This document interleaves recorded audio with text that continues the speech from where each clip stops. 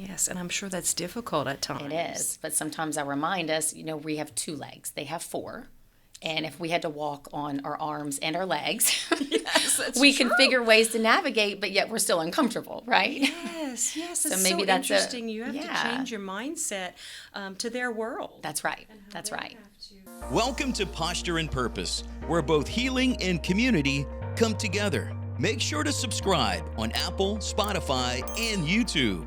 Let's get into this episode with Dr. Michelle Carr-Frank. Welcome to today's episode of Posture and Purpose. Today I have Dr. Angie Sanders with Companion Animal Hospital of Lafayette today. So thank you, Thank Dr. you Angie. for having me. Thanks you for being Yeah, here. Sure. So tell us, did you always know that you wanted to work with animals? Actually, yes. That's kind of a funny topic, just because having children myself and realizing not everyone is given, I guess, maybe the gift of knowing what they want to be. That is something that pretty much since I was a child, I always knew I wanted to be. Never strayed from. And was there something that happened in your childhood that kind of drew you towards animal care? I think I grew up in a pretty large family with lots of siblings, and I think my parents just included the pets as another one of the children because maybe the more the merrier. But I always took it kind of as my role, I guess, from young age, that I wanted to be their primary caretaker. So maybe that's where it started. And then very young, grade school age, I really took to the veterinarian in our town. I'm from Baton Rouge, Louisiana. Okay. And he took me under his wing as early as 10 and allowed me to come help out. And back then, veterinary medicine was a lot different, just very sure. small hospitals. But I think he mentored me to where that's where my love really just went, I guess, excelled from there. Yeah. Yes. And some people say, yes, I was young when I figured things out, and that might mean 20, Right. 22. I know it's odd. And That is a wonderful fact that I did not know about you. And I Yes. should mention that Dr. Angie is my personal family veterinarian from my little Louis Pierre. precious baby. Yes, we know Louis. Yes. And she is the best. Thank you. So I always ask people about their profession. Is there anything that is misunderstood about veterinary care? I think it does. I think there are some definitely misunderstandings, and maybe more recently because of maybe the world we live in and social media. So Sure. I think that's kind of, maybe sparked some different things in people's heads, but maybe not so much with me. I feel like I'm kind of in a place where hopefully when someone does come to see me particularly, they know what they're going to get, or maybe I'll surprise them. Maybe the biggest misunderstandings is, I guess, marketing things that people really see from social media that really is not backed by any good information. And social media, my Yes. goodness, in any profession. That's right. Chiropractic as well. I'm sure. You see the TikTok and Yes. all the videos and the cracking going Yes. on. Yes. So yes, we don't do that here. That's right. Very common misconception. So tell us about the most common health issues that you may see in pets. Okay. And possibly how we as pet owners could possibly avoid those things. Okay. Well, I think what's interesting about what we do is that we treat more than one species. So I would say I'm a small animal veterinarian, treat companion animals, which would be your dogs and cats. So they are different. I guess in dogs, generally, the biggest health issue we see is going to be, anywhere from a young age to an older age would be allergies. So dermatology issues are a huge part of what okay. we have to, I guess, figure out and help the clients navigate. And maybe that's the environment we live in. I'm sure pollution effects in the environment take a big, should be a big problem contributing to that. And then also just as patients get older, I love senior medicine. So helping people with geriatric and senior pets and what's maybe normal behavior versus related to pain or even cognitive issues. Yeah. And then in the cat world, cats are just, I say, a very unique species. How say, so? Why oh would, my why would goodness! you Well, say they're that? not. I love cats, but they're not small dogs. Maybe people think that because, well, they're a companion and they live in your house. but they are to me like the closest species that are like a wild animal. And if we don't mimic maybe some of their normal habits inside your home or in your environment now because they're domesticated, it brings on illness.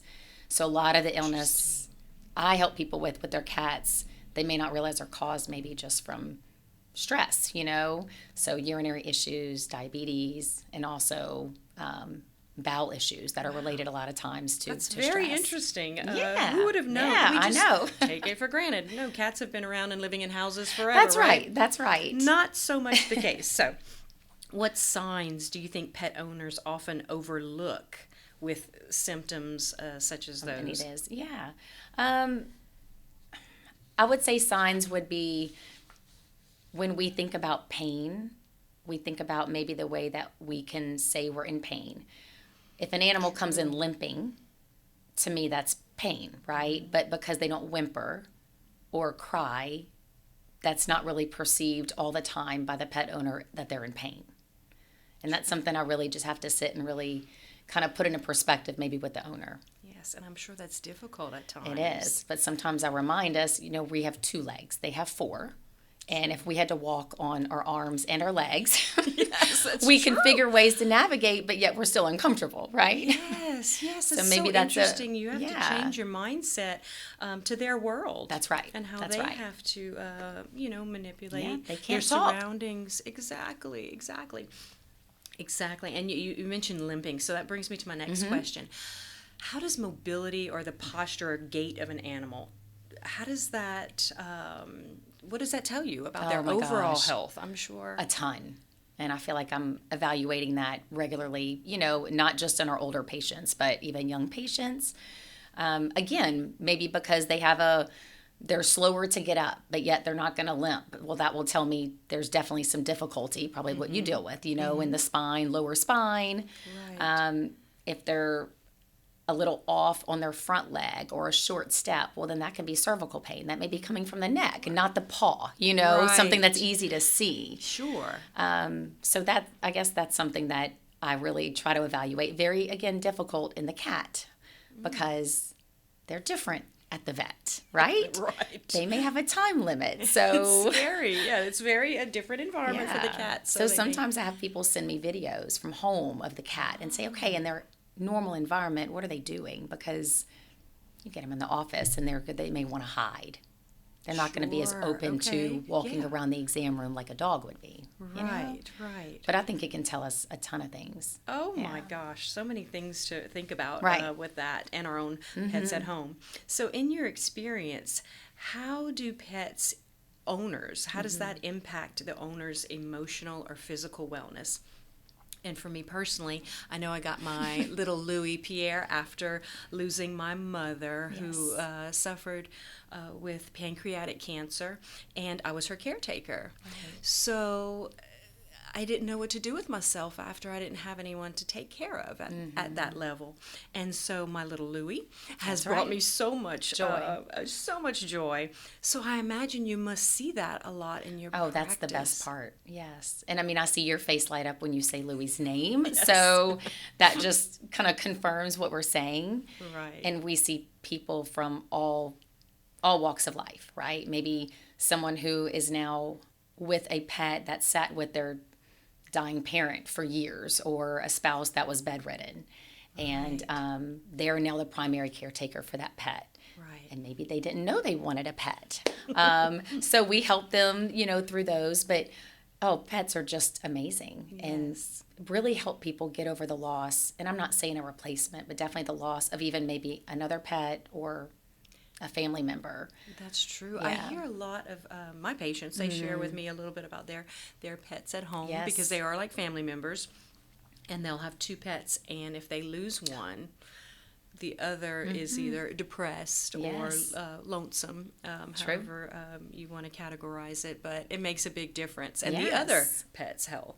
So, can you share a story of a pet or the recovery that you've seen start to finish that has deeply impacted you personally? Okay. Unfortunately, being a vet, you Yes. have to see the bad That's right. downside as well. So, Is there one story that you can recall that really affected you personally? So the impact could be, maybe this isn't impacting me personally, but just for us to witness, right? I mean, for instance, today, literally this morning, I had a patient who was in a very bad traumatic, unfortunately hit by Carr situation, 2 months ago, and really did not know where we would be today. Fortunately, with great care and dedication from the owners, and today she is walking. She came in today for her evaluation. We're now 2 months into this process, and she is also a very important family member to not only the family who owns her, but also their elderly grandfather, who now he's taken a very big loving to. And so Again, to emotional see health. today, yes, I mean, we were like, wow, she's going to be able to now be with him and sit with him when we didn't think we would have her, if that makes sense. So yes. I could just see the happiness on the owner's face, to say, okay, no, look, she can go back in the swimming pool today. Like, really, that's get her back wonderful. in there and let Papa take her in the back and let him, hang out with her. So Getting her back to those normal Oh, routines yes. that also probably comfort them as well. Yes. So are there any emerging treatments within the veterinary care that you have seen or that that we're, right on the Yes. cusp of? Yeah, and if it's not treatment, maybe it's just different palliative care that we didn't have access to.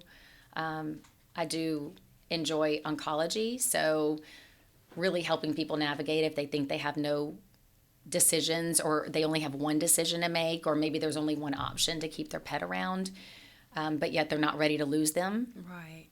Then I can provide, in terms of chemotherapy options for pets, is really amazing. There are way Really? more options out there than you may realize. To have to So make that's that fine. decision, anything that's exciting, anything new coming out, like with AI or technology or tools? Probably not a lot of what I, in my practice, am working with.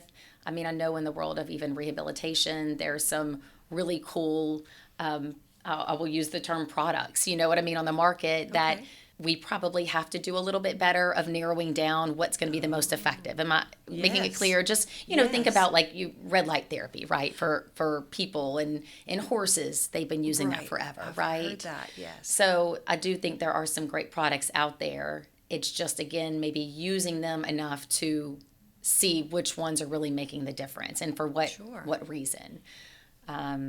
And not just grabbing at Right, anything right. to try to make it Right, work. right.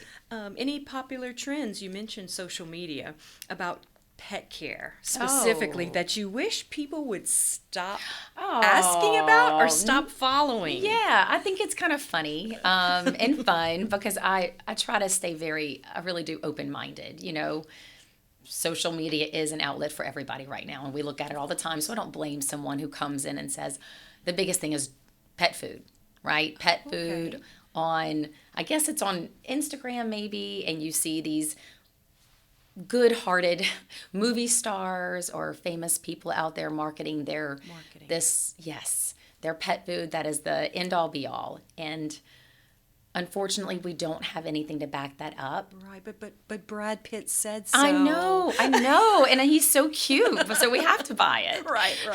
But Not I always don't the mind case. talking about it, and what I try to tell people is that this is your baby, and if you can show me what you're looking at, if I know for sure there's nothing in there that's going to harm them, I'm leaving it to you to try, as long as we can definitely follow up with, evaluating your pet regularly and so forth. So, but I would say pet food's the biggest. Pet food. Yeah. Goodness, I wouldn't have thought of that.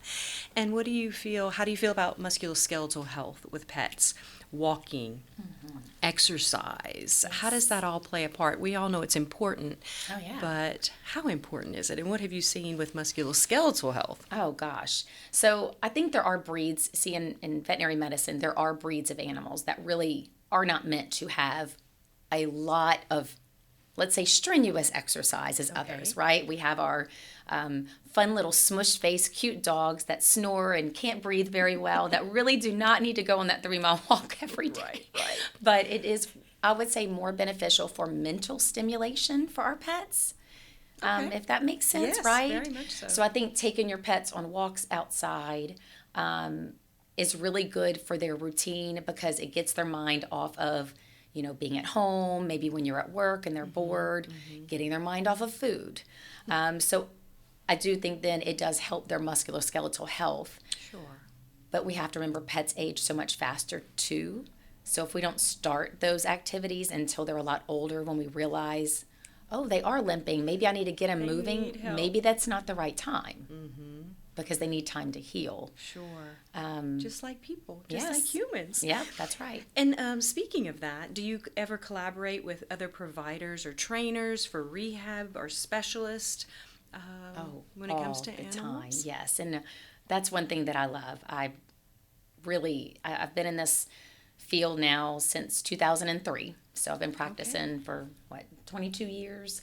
And I really think as veterinarians, just like most professions, if we collaborate, we can do a lot better job, right? Sure. It is not a one-all-fits-all approach. Right. The patient will only benefit if we work together. Yes. So when it comes to things, especially specialty in veterinary medicine, y'all, we have oncology specialists, dermatology, rehabilitation specialists, and that's their passion, orthopedic specialist.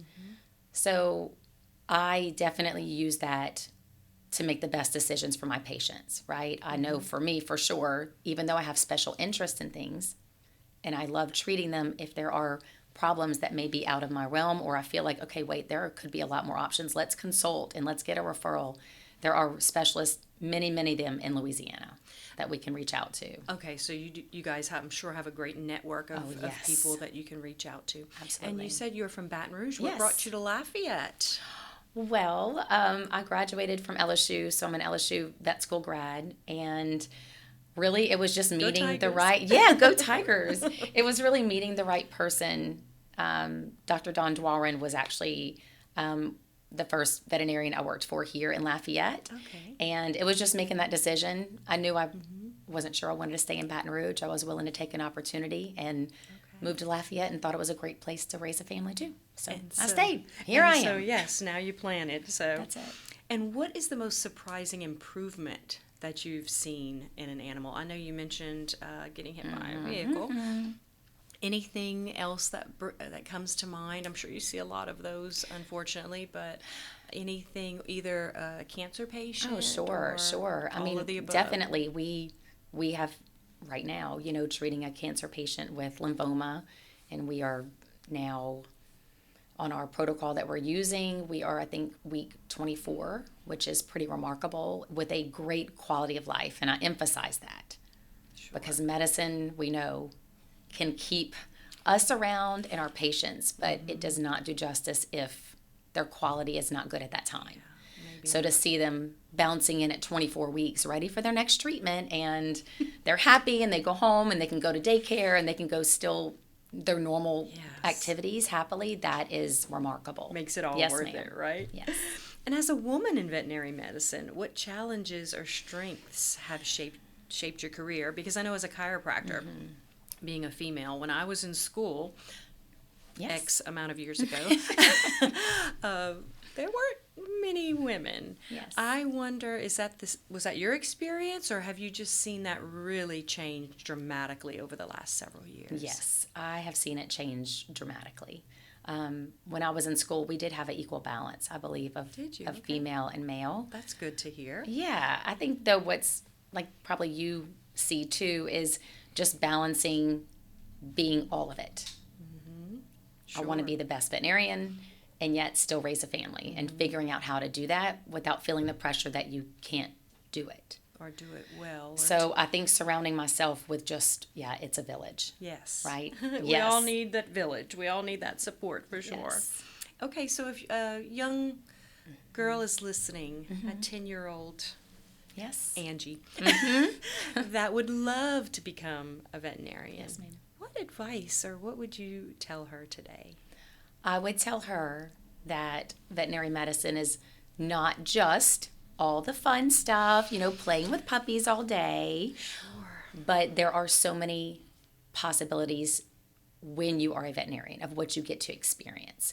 So what I would tell them, and I love talking to young people, children, students, the best thing is to get your hands dirty and find a place that you can just volunteer your time, even if it's during the summer a couple times, just to be an eye opener maybe for what it's like. Sure, it might not be what you It may wanna not do, be. It may not be. But if you get as lucky as I was, which I do believe is so rare, a mentor who really you're like, okay, this is awesome and I want to follow them, then go with it. you find that passion. Yes. And what is one thing that the community should know about veterinary medicine? This is your opportunity. Oh yeah. Let them know. Veterinary medicine should be based on, right? And most of us are based on our compassion and wanting to help an animal in any shape. We will never we take an oath that we will never have an animal suffer that's in front of us, no matter what. So you can count on us to definitely be the advocate and spokesperson for your pet. And we're here to navigate that with you. And a veterinarian is also supposed to have a pretty deep relationship, not only with you, but your pet, so that we can help you make the right decisions of what's right in that moment and for their lifestyle. And if you can't find that, there are plenty of wonderful veterinarians out there. Yes, I think we're lucky to have you in Lafayette. Thank for you. sure. And if anyone is looking for a veterinarian in Lafayette, please do yourself and your pet a favor and call Dr. Angie's You're office. so sweet. Thank Well, you. it's true. It's true. And do you have any a local story of a pet or a family, or even your family, how a pet maybe personally has left a mark on your family? Do you have pets at home? Oh, yes. Well, I'm sure that's a silly question. We've always had many. No, I mean, we have 5 cats, and we are with our one geriatric dog right now. What kind of dog is it? He is a Beagle Foxhound mix. Oh, gosh. So we have always adopted and fostered our dogs, clearly just because they're in front of me all the time. Sure. But I would say all of them have left their impact and still with us, my family, forever. The funny things that you experience with your dog, we call Brother the worst, best dog ever. Because the terrible things he may do and naughty still, I had a Beagle for 14 years. Yes, but you get to share those stories, right, with each other, and they always leave an impact. I don't have one particular one. Who doesn't They're all remember their different. family pet from That's right. either childhood or growing up? Everyone has that favorite pet. Okay, do you have a funny story? I know we've talked about medical and more serious topics, but is there a funny story? Like, what is the funniest thing that has ever happened in an exam room? Can you share that? Oh my gosh, those may be not appropriate. No, I'm joking. They're just, That's why I asked. you know, a veterinarian gets their hands really dirty. I'm We sure. deal with the nasty ends of all pets. Yes. So, you know, it's God no. bless you. Oh my, it is no joke, and I guess no surprise that animals have the just forbidden, the anal glands, right? Yes. And, True. you know, you will hear, It's just a part of it. yes, you know, a nurse, you know, and the anal gland will squirt across the room and You're like, hit the wall. we know what's and- going on in there. yes. So I would say other than that, it's really just the funny moments of like positions we have to get ourselves in, like physical positions Right. to Yes, you guys need chiropractic. yes, every day to examine a dog on the floor. We do a lot of our exams on big dogs on the floor so they're more comfortable, or geriatric ones. And sometimes I'll have a nurse just snap a picture of us in our treatment area because we'll have one jumping around acting a fool to get the pet's attention on them. One is straddling the floor to get as low as them, and then another one drawing a blood sample from a back leg. Right. All of that to get All the of blood that sample. together. We're But plate twister. That tells you how passionate you are, and your team, because I know you have a great team there as well. Thank you. And this is the question I've really been waiting to ask you. If you could describe your own personality as a dog breed or a cat personality, what would it be, and tell us why? Okay, I'll go with the dog breed. And my husband is probably going to listen to this and laugh. Okay. As focused as I am at work, and maybe you can appreciate this, I am very self-diagnosed ADD, right? Okay. You know, just from one topic to the next, right? Because I want to do it all. And so I always think of myself as, believe it or not, like a golden doodle, because they Oh. are precious and loving, and you can't help but love them. Just like but you, Dr. they can Angie. be extremely, from one thing to the next, maybe difficult to train. So I do laugh when they come in and the owners are like, oh my gosh, they're so cute, but my Lord, when can I get them trained? And I'm like, yeah, time. I I'm understand. not saying that I would be difficult to train, but I just understand that, birds, squirrel, just Yes, one yeah. thing to the next. Oh, Yeah, but maybe it makes so. such a fun pet at the same time. Are there any animals that you've been excited or scared to work with? Like, okay, not doing horses, not doing birds, or I don't know how that works. But Right, how do you right. differentiate? Well, I knew probably from vet school what I did and did not want to work See with. it And all. I really believe we can help all pets, but I know what I know the most of, right? And the more you do it, you become even better. So Right. I'm very good at, if someone calls and says, hey, I have a bird. I'm like, yes, that's not for me, but I can direct you to the right person who can help you. Sure. My son had a bearded dragon, and I learned a lot from that over the past few years. Oh my gosh. And so, but I have collaborated with a veterinarian in town who really specializes with exotics. So I kind of use it to him, him. Yeah. Really. I mean, you But, gotta work yeah, together. dogs and cats are my thing. Dogs and cats. Okay, we'll remember that. So, my last question of the day is always, how do you maintain your posture while pursuing your purpose in life? I have many purposes, I do believe, in life, right? So I want to be the absolute best veterinarian I can be for my clients and my pets. I want to be a wonderful wife to my husband and, most importantly, my children, right? We want it all. I really try to set boundaries, if that makes sense. Boundaries, absolutely. Right, Very especially important. owning my own practice. And it took a lot of years, yes, the first 20 years of my life in my career to learn how to do that. And that may sound silly, running a business, but I am able to. And that really does allow me to have, when I can be the most present, is when I have those boundaries. So I can be a better veterinarian if I'm not working 24/7 on call, right? Yeah. There are, again, plenty of places I can have your pet seen with until I'm back, Right. if that helps. But also, like I said, I take an oath that I'm not going to let a pet suffer. So I will always be there to help you guys make the best decision. I'll never stray from that. So, Well, thank you. And thank you so much for being here. How can people find you? well, my practice is on eBroussard. And if you're on social media, we have I think a phenomenal Facebook that's really fun that you can look check it at. out. Yeah, it's bestvetslafayette.com is our website, but you can look at us on social media, Best Vets Lafayette, and our phone number, 337-284-8898, and I'd be happy to help. Well, perfect. And again, thank you so much for all of this information and for being here.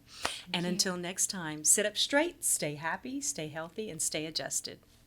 Thanks for listening to the Posture and Purpose podcast with Dr. Michelle Carr-Frank.